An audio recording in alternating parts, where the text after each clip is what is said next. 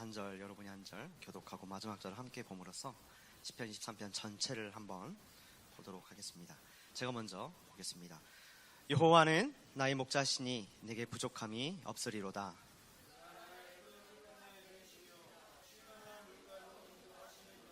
내 영혼을 소생시키시고 자기 이름을 위하여 의의 길로 인도하시는도다.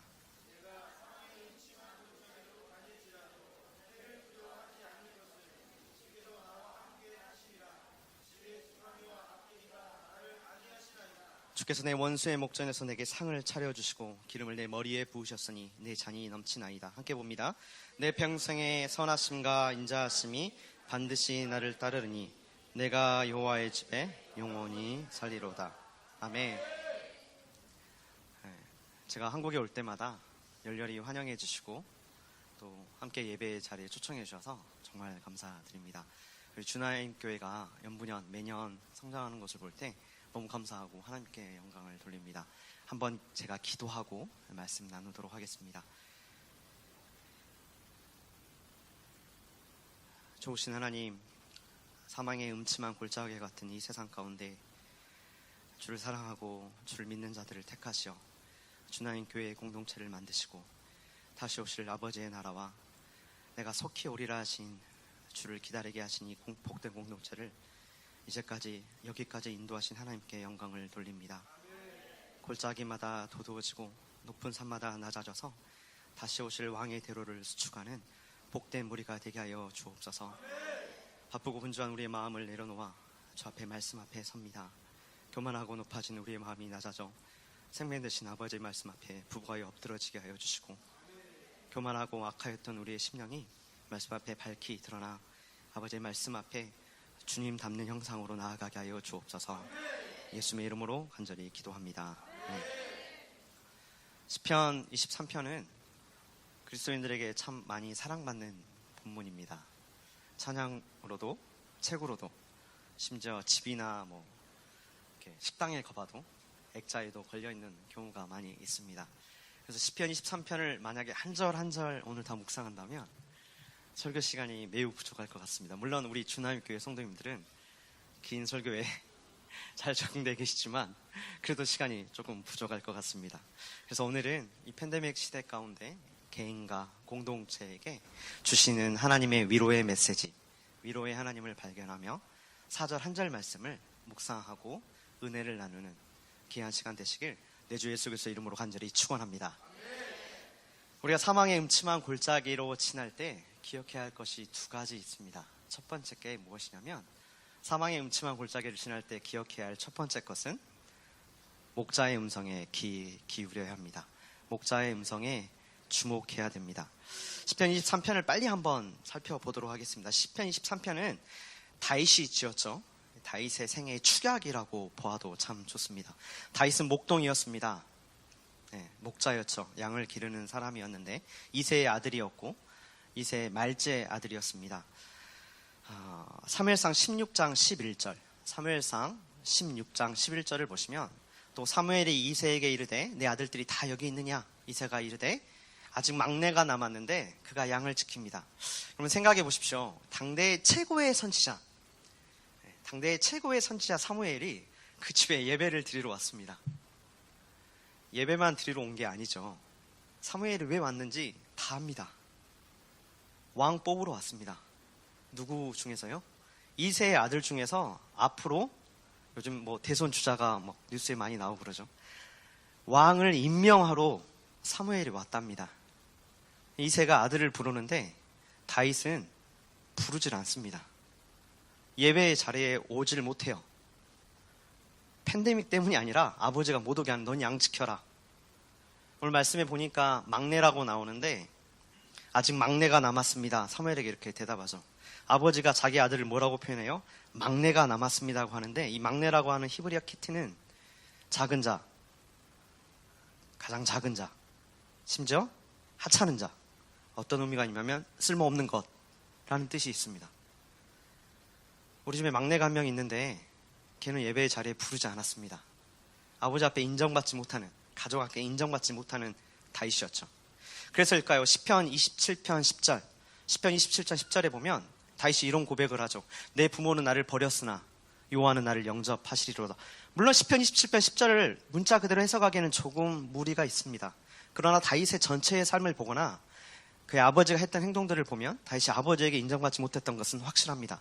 여러분, 사내 아이가 아버지에게 인정받지 못하는 것이 어떤 의미였을까요? 하지만 사무엘하 7장 8절을 보시면 하나님께서 이렇게 이야기하십니다. 다윗에게 내가 너를 목장 곧 양 따르는 데서 데려다가 내 백성 이스라엘의 주권자를 삼았다. 너는 목자였는데 너는 하찮은 자였고 너네 아버지도 너를 하찮은 자로 여겼는데 내가 너를 그 목자, 그 양 따르는 데서 내가 너를 데려다가 내가 너를 내 이스라엘 백성의 주권자로 삼았다. 그래서 다윗이 뭐라고 고백합니까? 시편 23편에 여호와는 나의 목자시니 내게 부족함이 없다라고 고백하는 것이죠. 주권자인 아버지에게는 인정받지 못했지만 참 주권자에겐 하나님께는 인정받는 다윗이었습니다. 그래서 다윗은 사랑스럽게 23편 1절에 여호와는 나의 목자시다라고 고백을 하고 있는 것입니다. 근데 이 아름다운 시가 1, 2절에서는 이렇게 아름답게 가다가 4절 오늘 본문 중에 갈등이 시작됩니다. 그 갈등이 뭐죠? 사망의 음침한 골짜기가 등장을 합니다. 이렇게 갈등이 시작되는데 바로 다음 절에 보시면 다윗이 여호와인 하나님과 함께 적들을 다 진멸하고 주께서 내 원수의 목전에서 내게 상을 베풀어 주신다고 승리하는 장면이 나옵니다. 이 부분을 이해하기 위해서는 이야기를 한번 들어보셔야 되는데 고대에서는 큰 전쟁이 납니다. 이렇게 큰 무리와 이쪽 무리가 싸움을 하고 나면 이쪽에서 전쟁이 이제 이겼죠. 전쟁에서 이기면 질비한 시체들, 죽어있는 많은 시체들, 부러진 활과 땅에 꽂혀있는 칼들, 거기서 전쟁에서 승리한 장수는 온몸에 피투성이와 상처를 가지고 있는데 왕이 나와서 잘했다, 잘했어, 네가 승리했구나. 질비한 시체 가운데서 상을 한 상 차려줍니다. 전쟁에서 졌지만 아직 죽어있는 원수들이 보고 있는 눈앞에서 내 앞에 상을 차려주시면서 포도주를 한 컵 흘러 넘치도록 따라주시면서 네가 승리했구나. 원수의 목전에서 내게 상을 차려주시고 내 머리에 기름을 발라주시는 장면, 그렇게 승리의 장면으로 이 시는 올라갑니다. 기승전이 이렇게 끝나고 마지막에 이 시는 어떻게 끝나냐면 내가 여호와의 집에 영원히 거하겠습니다라고 충성 맹세를 하면서 미래지향적인 목소리로 이 아름다운 시가 결말을 맺게 됩니다.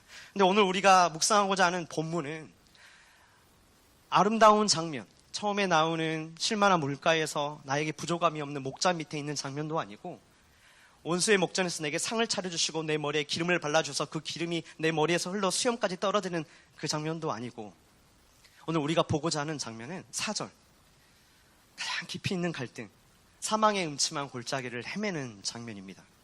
왜 다윗은 사망의 음침한 골짜기라고 표현했을까요?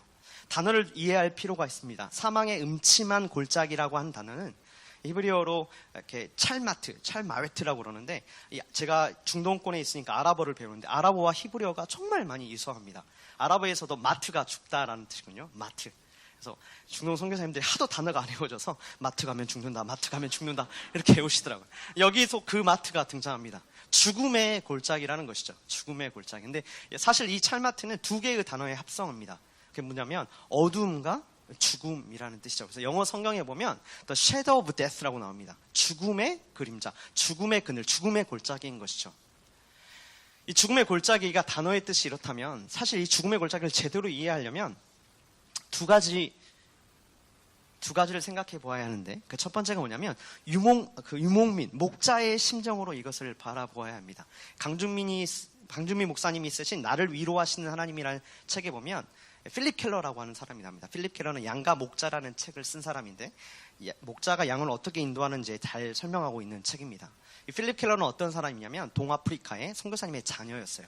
MK였죠. 그리고 토론토 대학에서 토양학을 전공했습니다. 대학을 졸업한 후에 약 8년간 실제로 양을 49도였는데 높은 산에 가면 여름에도 서늘합니다. 그곳에 풀이 자라요. 양을 그쪽으로 인도하는 것이죠. 양을 거기서 먹이다가 가을고 겨울이 되면 오만도 겨울이 오는데 이스라엘은 훨씬 춥죠. 이스라엘은 눈도 내리죠. 눈발이 휘날리기 시작하면 목자가 이 양들을 데리고 겨울을 날 수 있는 낮은 지대로 내려갑니다. 그러면 양들이 높은 지대에 있을 때도 있고 낮은 지대도 있을 때 있죠. 이 과정에서 지나는 것이 골짜기입니다. 이 과정에서 지나는 것이 골짜기죠. 겨울이 다 지나면 목자는 다시 이 양떼를 겨울 목장에서 이끌어내서 여름을 날 수 있게 좋은 목초지로 이 골짜기를 지나 이동하는 것이죠. 문제는 이 골짜기에서 과연 무슨 일이 일어나냐? 이 골짜기에서 과연 그러면 무슨 일이 일어나냐? 그게 중요한 것이죠. 목자가 푸른 초장에서 양을 먹일 때는 양을 방목합니다. 방목이란 말을 아시죠? 그냥 내버려 두는 것입니다. 멀리에서 보고 특히 높은 데에 앉아서 양이 잘 있는지 승냥이가 나타나진 않았는지 보기만 하는 것이죠. 그런데 골짜기를 지날 때는 목자가 양 곁에 옵니다. 그래서 저희 옥만도 골짜기가 있거든요. 와디라고 하는데 한국에서는 이 골짜기의 개념을 이해하기가 정말 힘든 것 같아요. 골짜기를 봐야 이해가 되는데 험한 골짜기를 지날 때 양과 염소들이 이리저리 뜁니다. 힘들어하기도 하고 무섭기도 하고 그때 목자가 양 가까이에 와서 소리를 냅니다. 노래를 부르기도 하고 막가지로 이 돌들을 두드리면서 소리를 내면서 내가 네 곁에 있다. 내가 네 곁에 있으니 안심해라. 라고 소리를 지속적으로 내는 것이죠. 양은 시야가 좁습니다. 내 눈에 보이는 것은 돌이요 어둠이요 사망의 음침한 골짜기이지만 내 귀에 들려오는 목자의 선한 음성을 믿고 이 골짜기를 지나는 줄 믿습니다. 내 귀에 들려오는 목자의 그 막가지 소리와 그 음성을 듣고 친근한 그 목자의 음성을 따라 비록 내가 걷는 이 길이 사망의 음침한 골짜기일지라도 이 사망의 음침한 골짜기를 목자와 함께 걷는 것인 줄 믿습니다. 또 하나 생각해야 할 것이 이 사망의 음침한 골짜기를 제대로 이해하려면 다윗이 과연 그의 생애 언제를 사망의 음침한 골짜기로 표현했는가입니다. 물론 전반적으로 표현했을 수도 있지만 다윗이 과연 인생 전체를 사망의 음침한 골짜기에서 살지는 않았죠. 그럼 다윗의 어느 생애를 과연 다윗의 어느 부분을 그의 생애 어느 부분을 사망의 골짜기로 표현했을까요? 시편 23편이 언제 써졌는지를 알면 쉽게 추정할 수 있을 텐데 문제는 시편 23편이 언제 쓰여졌는지 연도를 정확하게 추정할 수 없습니다. 많은 학자들이 이런저런 해석을 내놓지만 가장 유력한 해석, 저 또한 동의하는 해석은 무엇이냐면 바로 왕자의 난, 압살롬의 난이었죠. 다윗이 사울의 칼날을 피해 도망갈 때도 아니고 아둘람 굴에서 비류들과 함께 목숨을 근근히 부지할 때도 아니라 왕이 된 후에 괜찮아진 후에 그의 아들이 한 명 있었습니다. 압살롬이라고. 잘생긴 아들이었죠. 성경은 외모를 칭찬하면 항상 좋은 사람이 아닌 것 같아요. 사울도 그랬고 골리앗도 그렇고 외모를 칭찬하면 압살롬이라고. 남자가 10이면 머리가 8이라는데 이 압살롬의 머리가 매년 잘났는데 200세겔, 머리 무게만 2.3kg였습니다. 이 잘생긴 압살롬이 군사를 모아 아버지를 죽이겠다고 예루살렘으로 진격해 옵니다. 다급해진 다윗은 궁녀 10명만 남기고 맨발로 울면서 궁을 빠져나가죠. 비참했습니다. 이것을 사무엘하 15장 30절은 이렇게 이야기합니다. 사무엘하 15장 30절을 보이시죠? 한번 함께 읽어보도록 하겠습니다. 시작. 다윗이 감난산 길로 올라갈 때에 그의 머리를 그가 가리고 맨발로 울며 가고 그와 함께 가는 모든 백성들도 각각 자기의 머리를 가리고 울며 울었다. 다윗이 맨발로 그의 머리를 가리고 뒤에 따르는 백성들도 맨발로 울면서 그 예루살렘 성을 빠져나갑니다. 예루살렘 성이 어떤 성입니까? 우리 아까 찬양도 했는데 법궤를 메고 춤을 추며 여호와의 임재가 임하였던 다윗 성의 상징 예루살렘 성이었습니다. 여러분 혹시 몽진이라는 단어를 아십니까? 몽진이라는 한자 단어를 들어보신 적이 있으신가요? 몽진이라는 단어는 어떤 뜻이냐면 왕이 전쟁에서 져서 머리에 먼지를 뒤집어 쓰고 백성을 버리고 도망간다는 뜻입니다. 몽진. 우리나라에도 몽진 사건이 종종 있었죠. 조선의 14대 왕 선조왕 때 1592년 음력 4월 금음날 날이 채 밝기도 전에 선조는 어가를 재촉합니다. 신하들이 좀 이따 가시죠. 좀 이따 가시죠. 아니다. 지금 가자. 지금 당장 가자. 내가 지금 안 가면 죽을 것 같다. 왜냐하면 왜구가 일본군이 쳐들어와서 채 보름이 되기 전에 조선 팔도가 다 함락당했으니까요. 새벽에 그 어가가 빠져나가고 뒤에 문무 대신이 따르는데 그날 세차게 비가 내렸다고 합니다. 얼마나 비가 내렸는지 뒤를 따르는 문문 대신의 간복이 다 젖고 궁녀들의 치마는 흙탕에 젖어 새하얀 옷까지 시커매질 정도였다고 합니다. 나라를 버리고 도망가는 어가 행렬을 보고 백성들은 돌과 물건을 던졌다고 합니다. 비참했죠. 이것이 몽진입니다. 다윗의 몽진도 그랬습니다. 다윗이 울면서 먼지를 뒤집어 쓰고 가자 사울의 왕가, 다윗을 미워했던 사울의 왕가 시므이라는 사람이 나와서 높은 데로 올라가서 다윗의 머리에 흙을 뿌리고 돌을 던지면서 가거라 비루한 자야 사악한 자여 가거라 다윗을 저주합니다. 다윗은 그 저주의 소리를 다 들으며 울면서 맨발로 아들에게 쫓겨 목숨을 부지 않으라 도망을 갑니다. 비참한 시간이었어요. 사망의 음침한 골짜기였죠. 다윗이 이때 쓴 시가 있는데 시편 3편에 보면 부제가 이렇게 나옵니다. 다윗이 그의 아들 압살롬을 피하여 도망간 때 쓴 시. 그때 다윗이 이렇게 고백하죠.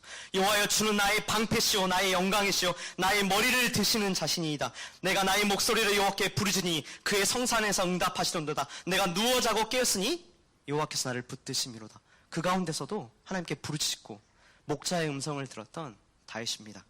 다윗은 이때 그 사망의 음침한 골짜기 가운데 계신 목자의 음성을 듣고 그에게 기도하며 그의 응답을 받고 그래서 그 가운데서도 누워 자고 깰 수 있었던 것인 줄 믿습니다. 여러분 지금 어떤 사망의 음침한 골짜기를 지내고 계십니까? 여러분 지금 여러분의 생애 가운데 여러분의 삶 가운데 어떤 골짜기를 지내고 계십니까? 혹시 외로움의 골짜기를 지내고 계십니까? 여러분을 창조하시고 여러분을 가장 잘 아시는 친구 되신 예수님 그 목자의 음성 들으시길 내 주 예수 그리스도의 이름으로 간절히 축원합니다. 고난의 골짜기를 걸으십니까? 십자가를 지시고 먼저 고난 당하신 피 묻은 내 주님 손 붙잡으시며 다 이루었다 하신 그 음성에 집중하시는 복된 한 주 되시길 내 주 예수 그리스도 이름으로 간절히 축원합니다. 재정과 궁핍의 골짜기를 걸으십니까? 은도 내 것이다 금도 내 것이라 만군의 여호와의 입의 말이니라 말씀하신 하나님의 음성에 집중하시길 간절히 소원합니다. 답답함의 골짜기를 걸으십니까? 내니 두려워하지 말라 하신 평강의 하나님 만나시길 내 주 예수 그리스도의 이름으로 간절히 축원합니다. 한 개인이나 한 공동체나 가장 힘들 때 이 공동체가 한 개인이 이 사람이 가장 힘들 때 무엇에 집중하는가를 보면 그 사람의 진가가 드러나죠. 그 사람의 누군가가 드러나면 평소엔 다 기도하고 다 찬양하고 다 열심히 신앙생활합니다. 하지만 그 사람이 고난에 있을 때 그 사람이 사망의 음침한 골짜기를 걸을 때 그 사람이 무엇에 귀 기울인가 아니 그 사람이 무슨 선택을 하는가 보면 그 사람이 누군가를 알 수 있습니다. 오늘 코로나 사태는 단순히 바이러스의 문제만은 아닌 것 같습니다. 팬데믹이 심해지자 사람들이 불안해지고 이 불안한 심리 때문에 제가 있는 오만에서는 사람들의 돈을 더 모으고자 가난한 사람들의 신경을 쓰지 않고 물가가 천정부지로 뜁니다. 얼마 전에는 남아공에서 오신 목사님을 뵀는데 남아공에서는 지금 팬데믹 때문에 약탈이 자행되고 있습니다. 마트들이 털리고 국가에서는 비상사태, 계엄령을 선포해야 되지 않냐는 말까지 나오고 있습니다. 팬데믹으로 인해서 사람들의 생존권이 위협을 당하자 사람들의 마음속에 있는 본성, 이 더러운 죄성이 다 흘러나와서 바이러스의 팬데믹이 아니라 죄의 팬데믹을 보는 것만 같습니다. 인간 사악함의 팬데믹을 보는 것만 같습니다. 한국은 어떻습니까? 코로나 와중에도 불안한 심리가 청년들을 자극해서 주식과 코인에 다 투자하게 합니다. 코로나 이 상황 가운데서도 이 아파트의 강풍이 나라 전체를 휩쓸고 있습니다. 안타까운 것은 목자의 음성을 들어야 할 그리스도인들이 이 팬데믹 골짜기를 지내며 그 소리를 듣는 것이죠. 목자의 음성을 들어야 할 그리스도인들이 이 강풍에 휩쓸려 그 소리를 듣고 거기에 투자해야 내 마음이 좀 풀릴 것 같고 아파트를 사야 내 마음이 좀 안정이 될 것 같고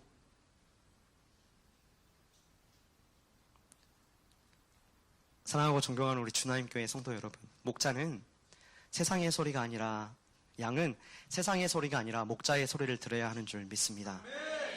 요한복음 10장 2절부터 5절을 보시면 문으로 들어가는 이는 양의 목자라 문지기는 그를 위하여 문을 열고 양은 그의 음성을 듣나니 그가 자기 양의 이름을 각각 불러 인도하여 내느니라.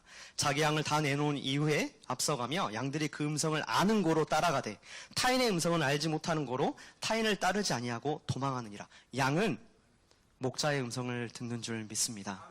예수님께서 말씀하셨죠. 나는 양의 문이라. 예수님 왜 자기를 양의 문이라고 하셨습니까? 중동에는 양과 염소를 키울 때 울타리가 없어요. 이스라엘도 그렇죠. 밤이 되면 어떻게 합니까? 양을 보호해야 할 목자가 돌과 나무까지 덤불들을 가르다가 동그랗게 간이로 울타리를 만듭니다. 양과 염소를 그 안에 몰아놓고 문을 만들지 않습니다. 작은 통로만 만들어 놓고 그 통로에서 누가 잡니까? 목자가 거기서 잡니다. 승냥이가 오면 내가 목숨을 걸고 이 양을 지키게 놀아.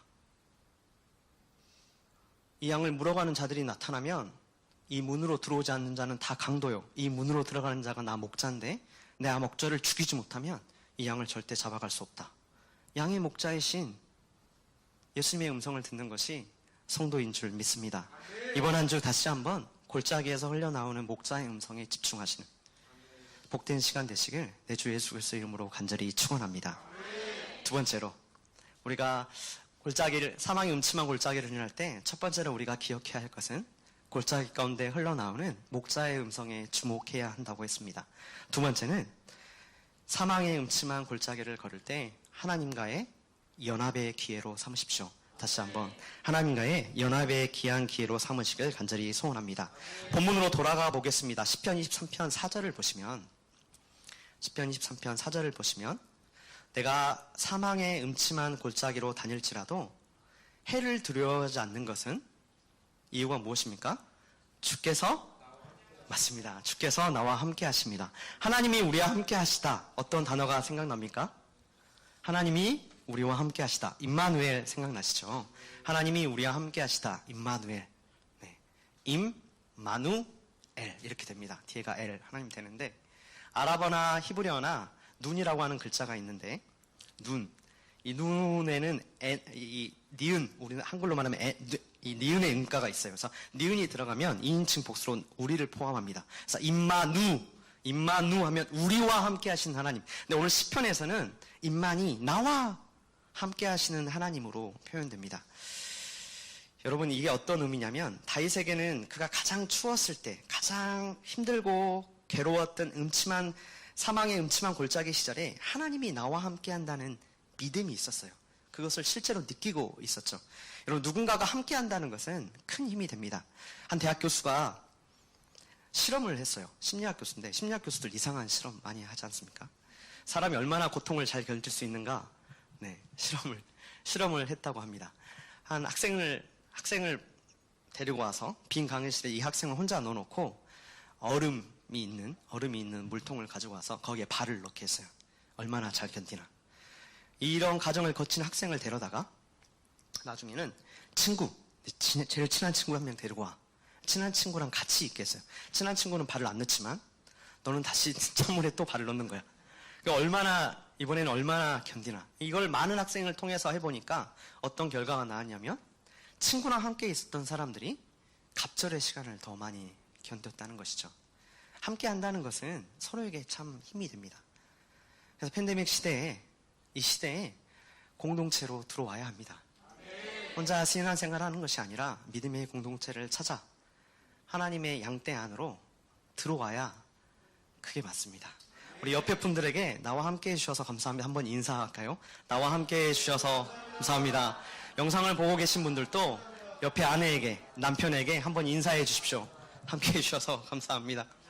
그런데 여기까지는 이제 함께함이 중요하고 힘이 된다는 얘기였고 진짜 얘기하고 싶은 것은 하지만 사망의 음침한 골짜기에서 친구가 아니면 동료가 함께하는 것보다 그 사망의 음침한 골짜기에서는 나를 구원하시고 나를 사랑하신 먼저 그 사망의 음침한 골짜기에서 여러분 시편이 구원론의 관점으로 보면 신만한 물가와 푸른 초장 에덴 동산에 나를 두셨건만 우리는 죄로 인해서 사망의 음침한 골짜기를 걷죠. 그 사망의 음침한 골짜기에서 목자 되신 예수님께서 나를 대신하여 죽으심으로 내게 구원의 상을 베풀어 주시고 내가 영원히 하나님과 함께 거하게 됐습니다. 이 사망의 음침한 골짜기에 누가 계신 것입니까? 친구가 동료가 아니라 나를 구원하신 목자 되신 예수님이 함께 하시는 줄 믿습니다.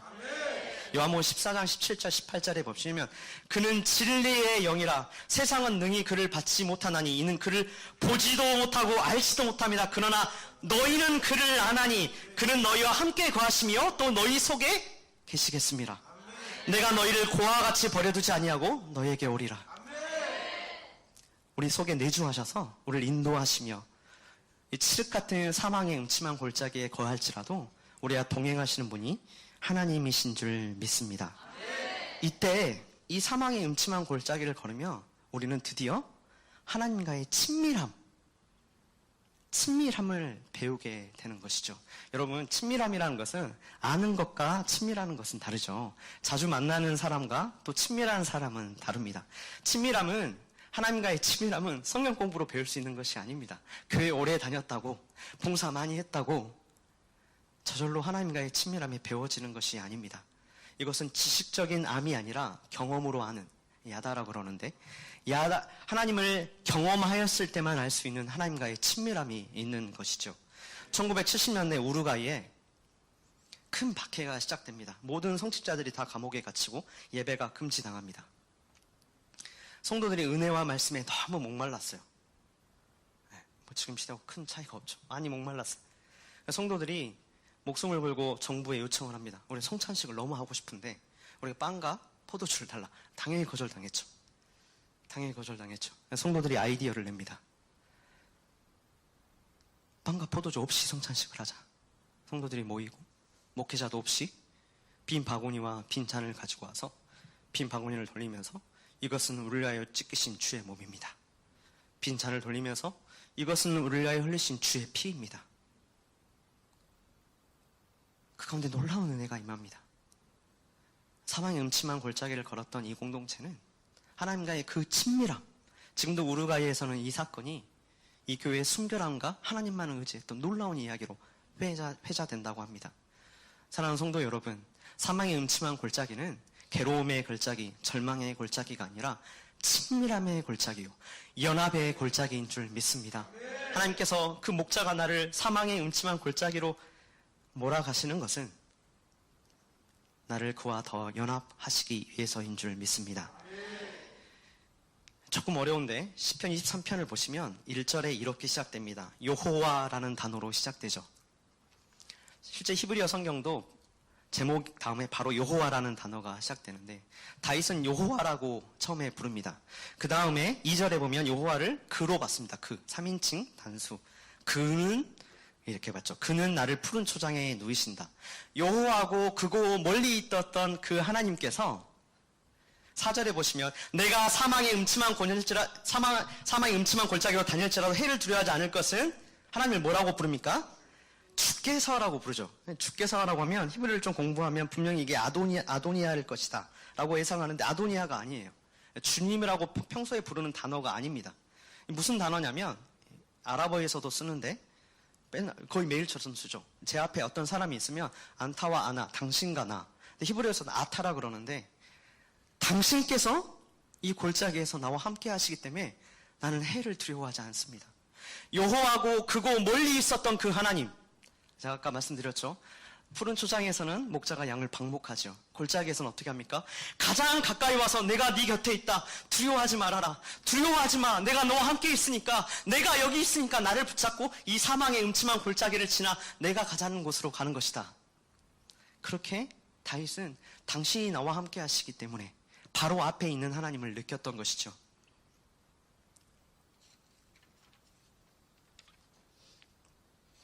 사랑하고 존경하는 우리 주나님교회 성도 여러분, 하나님의 친밀함은 좁은 길의 가장 축복인 줄 믿습니다. 누가 가장 간절히 기도합니까?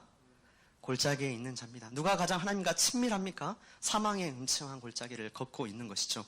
그래서 사망의 음침한 골짜기는 바로 연합의 골짜기인 줄 믿습니다.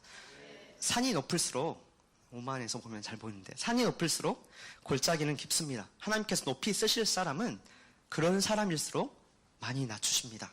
그 골짜기에서 하나님은 그를 높이 쓰시기 위해 그를 훈련시키시고 심지어 그를 깨뜨리십니다. 가장 어두운 곳에서, 가장 두려운 곳에서, 가장 그늘진 곳에서 하나님은 그 인물을 키우십니다. 넓고 푸른 초장이 아니라 하나님은 그를 사망의 음침한 골짜기로 인도하셔서 그곳에서 고난의 양을 채우게 하십니다. 훈련의 양을 채우게 하십니다. 주보에 보니 이틀 뒤면 추구 가시는 가정이 계신 줄 믿습니다. 쉽지 않은 그 땅에서, 그 선교지 땅에서 그 땅이 사망의 음침한 골짜기가 될 거라는 것은 아니지만 혹 사망의 음침한 골짜기를 지나시거든 누구보다 친밀한 하나님을 경험하실 내 주 예수 그리스도의 이름으로 축복합니다. 모세는 광야에서 이 음침한 골짜기를 40년을 헤맸습니다. 자신의 신발을 벗는데 40년이 걸렸습니다. 요셉은 보디발의 집에서 종살이와 옥살이를 하며 13년이라는 골짜기를 지냈고, 다윗은 사울의 추격을 받아 광야에서 13년을 보냈습니다. 하나님은 반드시 사망의 음침한 골짜기로 그 양떼를 인도하실 때가 있다는 것입니다. 그 양떼를 버려두지 않으시고 가장 친밀히 목자의 음성으로, 그의 막대기로 우리를 인도하시는 줄 믿습니다. 선교지나 교회, 그리고 성도들 역시 코로나라고 하는 예기치 못한 골짜기를 지나는 때인 것 같습니다. 우리는 어느 때보다 이 때를 주의 음성에 귀를 기울이고 하나님과 더 친밀히, 더 가까이 연합하시는 복된 시간 되시길 내 주 예수 그리스도 이름으로 간절히 축원합니다. 며칠 전 이제 말씀을 맺습니다. 며칠 전 오만에서 가장 오래되신 오만의 한 선교사님이 소천하셨습니다. 코로나로 소천하셨어요.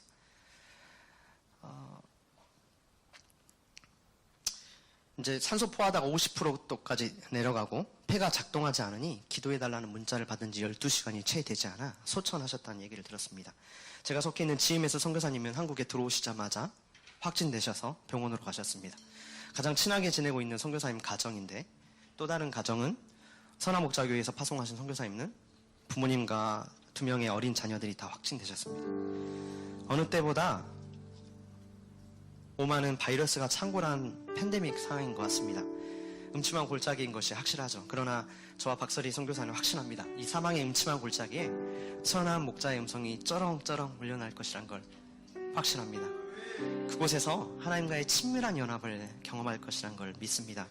한국의 삶은 어떻습니까? 참 바쁘고 분주합니다. 여유가 없고, 게다가 바이러스까지 창궐해서 교회의 공동체가 예배에 멀어지는 것 같은 답답함마저 듭니다. 이때 우리는 하나님과의 친밀함, 그 연합의 자리로 여러분들을 몰아내시는 한 주가 되시길 간절히 소원합니다. 여러분, 시대가 변해서 여러 가지 프로그램, 시대가 변해서 여러 가지 용어들이 생겨나지만 말씀과 기도 외에 하나님과 연합하는 더 좋은 방법은 예수님 시절부터 지금까지 없습니다.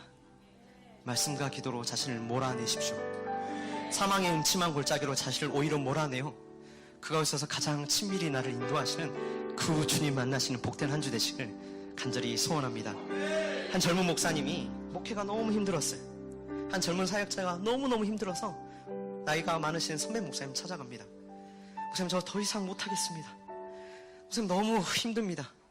제가 할 만큼 했다고 생각합니다. 바닥을 쳤습니다. 저는 골짜기에 있습니다. 더 이상 못하겠어요.